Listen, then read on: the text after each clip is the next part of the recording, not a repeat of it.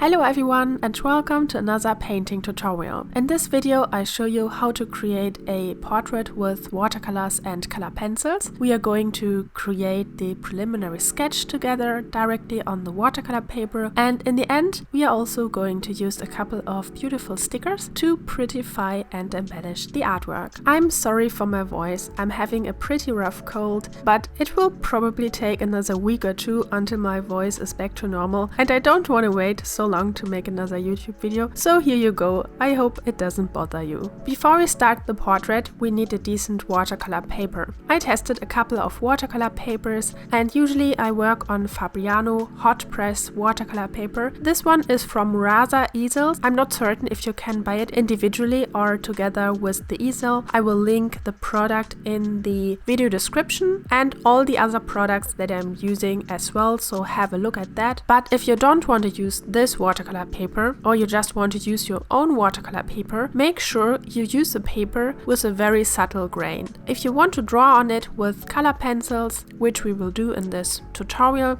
we need a very flat grain. The stronger the grain is, for example, cold pressed paper oftentimes has a very rough texture, the more we see the grain and the texture of the paper when we draw on it with color pencils. So whenever I plan to work with color pencils, I try to use matte paper.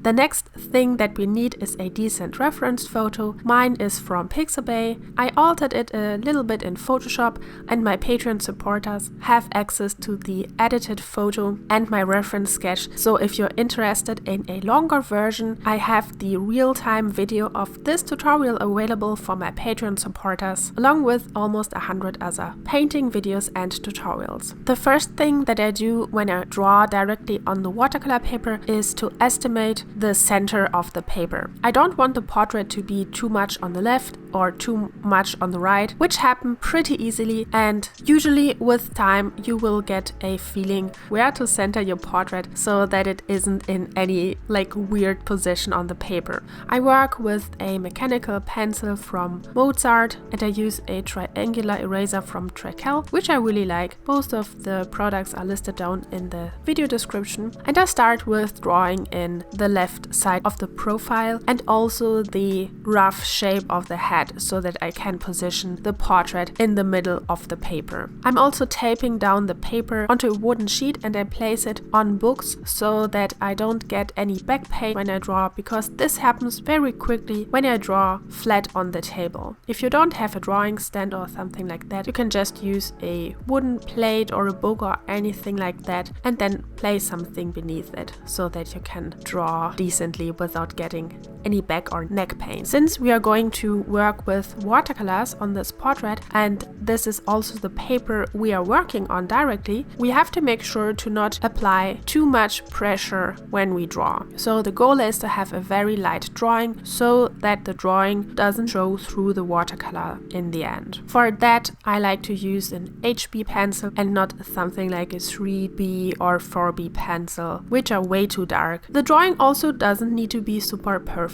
because we will use a lot of color pencils in the end to finalize the artwork, and it doesn't have to be a perfect drawing in the beginning. Also, we don't really need to draw the hair very elaborately, because we will use an abstract and easy method to paint the hair with watercolors, so there's no need to paint exact hair strands or any curls there. Just the lines where the hair ends roughly is everything we need here. By the way, I'm using a set of new brushes from Betty Hayways that they kindly provided me with to test them out, and here is the first portrait. I'm going to use them. So far I'm very happy with them, but I will probably make another review video for the brushes another time. Just in case you are wondering why my brushes are suddenly so beautiful, because they are really pretty actually. These are the Betty Hayways brushes, and I have them also linked in the video description. I'm starting with a base skin tone for the whole face area, and since this is a model with a very light complexion and blonde hair, we can mix the hair color and the skin color and directly apply apply them on the paper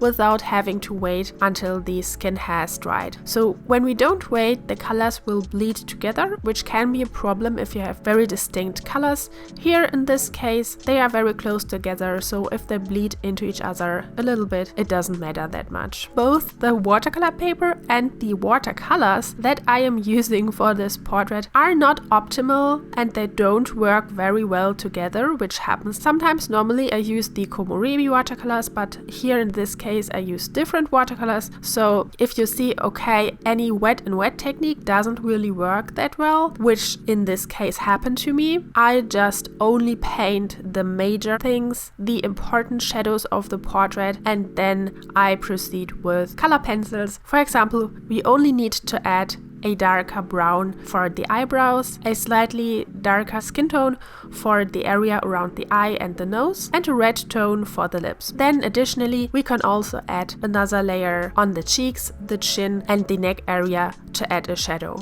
There are also shadows in the ears and behind the ears. Here you can see that the watercolors don't really work very well on the paper because they look very spotty and flaky, and they don't really mix very well together. Especially around the eye and the cheeks, you see harsh borders, and also the watercolors don't distribute very pretty on the paper. But don't worry, we can use color pencils to save the painting. So after we have added another layer on the cheeks to make everything a little bit darker, we can switch directly to color pencils. I always use Polychromos color pencils and Luminance color pencils because, in my opinion, for me they work the best. I also haven't tried out a lot of other color pencils, to be honest, so there might be other brands that are equally good or even better. However, I have so many color pencils now from Polychromos that I don't need to buy any other colors. But you can just use your own color pencils. You don't have to buy Polychromos color pencils. So let's start with an ochre tone to add depth to the portrait. There are darker areas in the portrait, for example, beneath the jaw, along the chin, and especially the makeup around the eyes. The complexion of the model is very light, so the ochre tone is almost the darkest tone of her skin, and this is also a great color in general if you paint skin tones of any complexion. Each skin tone is made of so many different colors, and nature tones like ochre or browns always fit in most cases. I continued with the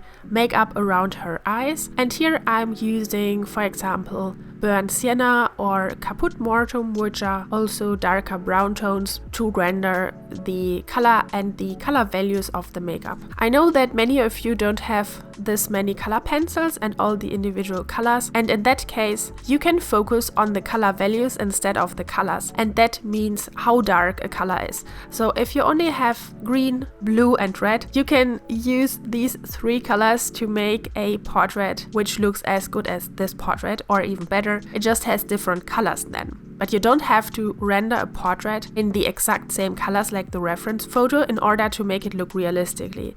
A black and white photo looks realistic too. It has different colors than a non-black and white photo, but it still looks realistic. The same rules apply with color pencils. So if you pay attention to how dark an area is and where the midtones are, you can get similar results, and it looks as realistic as if you would use the same colors like the reference photo. I might need to do an example video for you so that I can show you what I mean by that. Just let me know in the comment section if you're interested in that. Then we continue filling in more detail and depth to the portrait. For example, adding red to the lips and adding more ochre and also flesh tone or pink to areas of the painting. For example, the nose and the jaw area. The more colors we add to specific areas of the portrait, the more realistic and convincing it looks, because skin consists of so many different colors. We can also use gray and a more violet shade of pink, and also olive green in the neck area for the shadows, and around the eyes I always like to add a little bit more darker shades to make the makeup a little bit more feminine, or just let the eyes stand out more in the portrait. We are just continuing this process of adding slightly darker skin tones to the portrait and building up pigments of skin tones until we reach the color value of the reference photo. When we reach that point and we think that the portrait is now as dark and has shadows at the right places and we don't need to make anything darker, then we can use the Luminance pencils, which are wax-based color pencils, to give the portrait the finished look. Until now, we can still see the grain and the texture of the paper, which isn't that beautiful, but it depends on the technique. I always use my Luminance pencils to add a finish on top of the color pencils pigments. Mostly I use white Luminance pencils, and I only add a layer of those pencils on the light areas of the painting. For example, I wouldn't use the white Luminance pencils to go over the lips, obviously, because this would just make the lips look grayish. So I just go over the skin tones only. And mostly I avoid drawing over the shadows. Then we might need to add some additional details here and there, and the next step is to paint in the hair. And here we don't need to focus that much on individual hair strands or any details. We can be a little bit looser and freer when painting hair, which is always nice because painting the portrait is pretty exhausting. So here for the hair we are going to need a larger brush, and we are focusing on making nice hair strands. I like to paint them in wave forms when the model has the wavy hair, of course. So I don't start at the top of the head and draw one line to the bottom of the head. Instead, I pick an area that is a little bit darker, and then I paint from this area those darker lines into the rest of the hair. For example, next to the ear, there we have some darker strands, but they don't start from the top of the head and they don't follow the whole head. We can also add an additional abstract effect by using a lot of water beneath the face and letting it flow down the paper. This way we get almost like an graffiti effect, in my opinion. I really like that. It just makes the painting a little bit more painterly, but this is up to you. You can do that or not. I'm also working a lot with gold. You can use gold in the hair and in the dripping effect, or also in the skin tone if you like. The watercolor palette that I use has a lot of metallic colors in it. It's called the Komorebi watercolor palette, and I really like those metallic paints, but you can just use any metallic paints that you like. And now comes the fun part of the painting process. This was really the most exciting part for me because I haven't done it in this way yet, and it was so much fun because I could just save a little bit more time and be super creative and make a super pretty portrait without having to paint like tons of flowers. I absolutely adore flowers and flower crowns, but they are so much work to paint and it takes forever. And so I bought a couple of stickers at Amazon and also locally in the shopping mall, and I try to incorporate them into the portrait. So this is something new. I personally really like it, and it makes a very interesting collage kind of painting.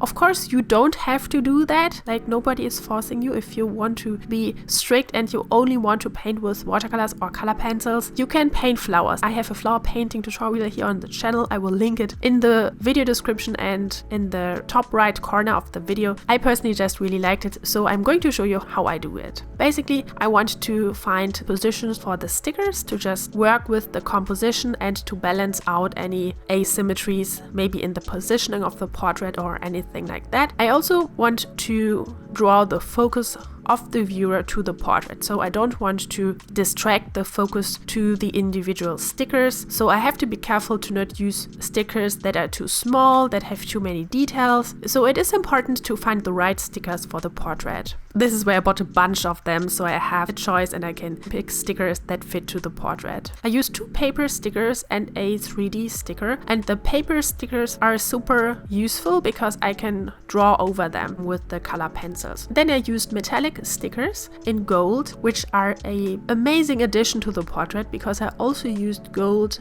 in the paint, and this was just an addition that really complemented this artwork. But it really is dependent on what you paint, so you can't just use any sticker and put it on your painting. I mean, you can do that, but it might not fit very well to the composition. So you have to see which colors fit to the painting and which don't. Here, for example, I picked purple, and all the stickers that I'm going to use are either golden or purple. I used purple butterflies and added them right and left next to the portrait to just enhance the composition a little bit, and this golden rose to really fill in this empty space of the paper, and I'm really happy with that. I also used a black fine liner to just add more of the berries that you can see in the black and white sticker that I used in the flower crown, just to incorporate it a little bit better. I added some of the berries around the purple flowers, for example. Then in the end I also added a couple of additional hair strands with color pencils. Here I'm using burnt umber just to incorporate the stickers a little bit more, and then I was finished. I am absolutely excited about this portrait because this is something new for me. I'm really liking it. I think it's probably one of my favorite portraits that I did in the last couple of months. It's the little things that make you happy, right? I also found a fitting title for her. I called her Angelita, which I think is a beautiful name, and if you like to adopt this portrait, you can find it in my online shop. I will link it in the video description. And before we end the video, a little bit of housekeeping. If you didn't know yet, my painting videos on YouTube only show you the time-lapse versions of my videos. But if you want to see my videos in real time, I have almost 100 painting videos and tutorials on my Patreon page that teach you how to paint with watercolors, color pencils, acrylics, oils and mixed media from start to finish on my Patreon page. In fact, this video here, for example, is available as a real-time video, which is 2 hours long and shows you in detail how I painted this portrait from start to finish. You also get to download the reference photo and my sketch. If you don't want to sketch yourself, you can just print it out and just start painting right away. For a small amount per month, you get access to this and to over 100 painting videos and tutorials on my Patreon page. Just click on the link in the video description. If you want to learn more, I have lots of tutorials and real-time lessons available for you on my Patreon site, in which I teach you my technique in detail and step by step. In many of my videos, you even get to see my mixing process in a second camera window, and you can download the reference photo too. And for only $10, you get access to another whole library of underrated but even longer real-time videos of all my recent artworks. If you have seen some of my works and you always wondered how I did them, then this pledge is the right one for you. Just visit my website and browse the tutorial section. There you will find a list of all lessons and real-time videos available. And for the extra portion of art, you might even fancy the art surprise tier. For only $5 more, I send you a beautiful set of 3 unique art gifts each month. I chose the best artworks and illustrations that I created and turned them into beautiful magnets, stickers and postcards, which are not only wonderful decorations for your home, but also are rare collectibles, because once I send them out, they won't be available anywhere else and I don't reprint them. So get your art surprises package this month. And if you liked the video, don't forget to give it a thumbs up, leave a comment and subscribe to my channel if you haven't already. See you on the next one. Bye bye!